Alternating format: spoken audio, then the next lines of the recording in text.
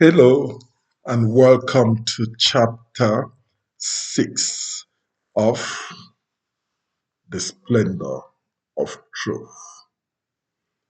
My name is Januario Sasongo and I am the author and presenter. Chapter 6 will focus on refutation of destiny, the fallacy of fatalism. Is your life already written? Are your successes and your failures predetermined?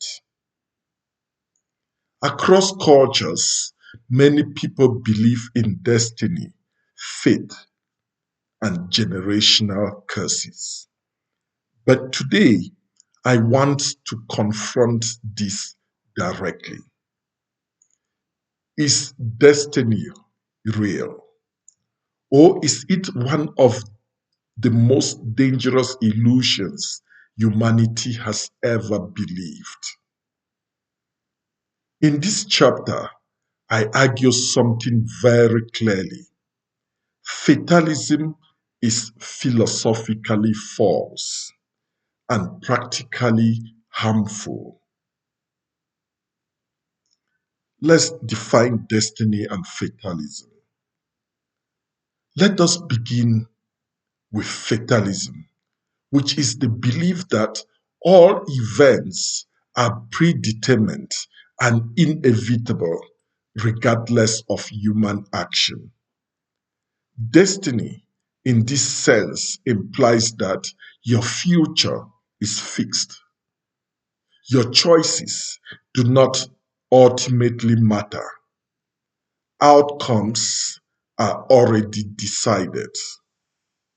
Now, at first glance, this belief can seem comforting. It removes uncertainty, responsibility, and anxiety. But philosophically, it requires us to ask, or philosophy requires us to ask, is this belief true? The philosophical refutation of destiny. In my framework of critical synthetic realism, we evaluate beliefs using key criteria: correspondence with reality, logical coherence, and falsifiability. Fatalism fails all these tests. 1. Metaphysical reality. The world is law governed, but open. Yes, the world operates according to laws, but it is not closed in the way fatalism assumes. Reality is structured, but not predetermined in detail. There are probabilities, contingencies, and even conditional outcomes. Your actions matter because they influence outcomes. 2. Epistemic pluralism. No evidence of fixed outcomes. There is no empirical evidence that your life plan is pre-written. Events occur independently of human decisions. We observe the opposite. Effort changes outcome. Decisions shape reality.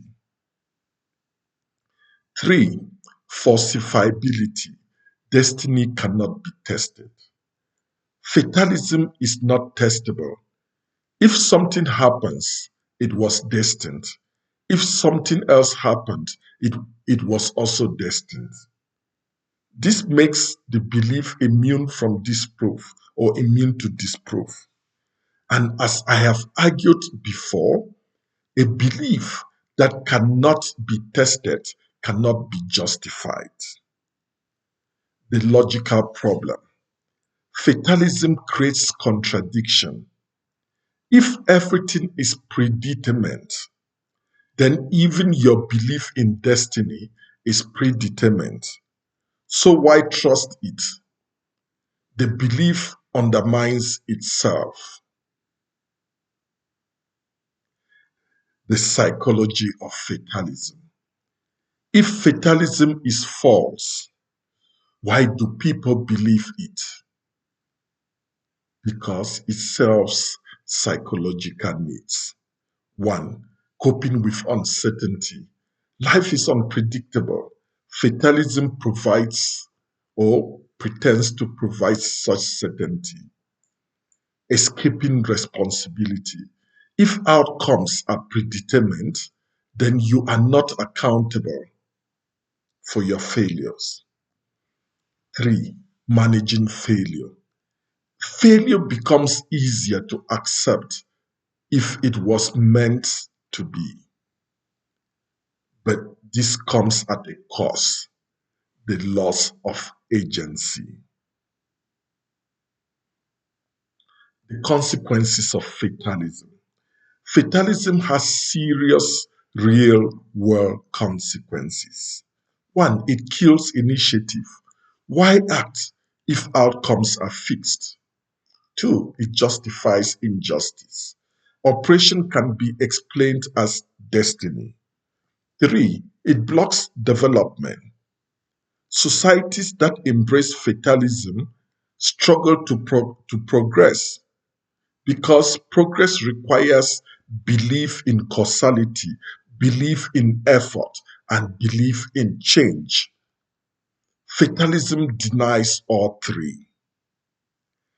The CSR alternative, which I call conditional causality.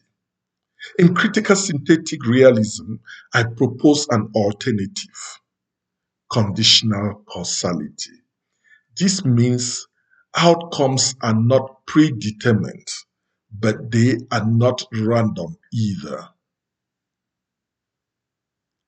They depend on conditions, choices, and actions. Your life is shaped by what you do, how you think, and the systems you engage with.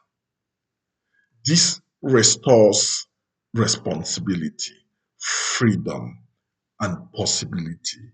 It restores human agency. From fatalism to freedom.